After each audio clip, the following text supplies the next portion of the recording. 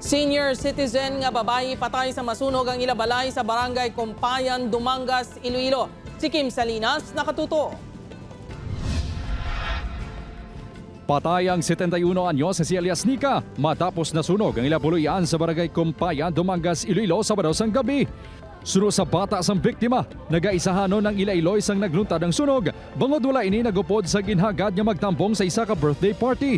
May upod na di sa balay, tatlo ya ka apo, galing kay may birthday dito sang apo ya, nagkaragto sila to.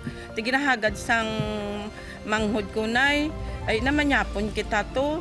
Nya kamo lang to kay kagamay malang sang apon nga kaon. Sa investigasyon sa BFP Dumangas, bangod wala sang kuryente sa mga tiyon, nakita sa nga po sa biktima nga nagsindi sa kandila ang yalola kag ginbutang sa plastik nga sulodlan.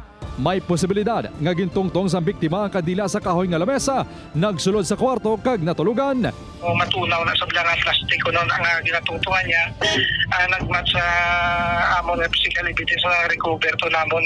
Gintuad man sang BFP nga madasig nga naglapta ang kalayo bangod himo sa plywood ang kwarto sang biktima.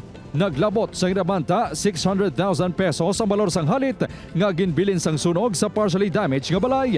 Wala naman sang plano pa ang pamilya sang biktima nga ipa-autopsy ini. Upod Kermel Porquia, Kim Salinas. 1. Western Visayas.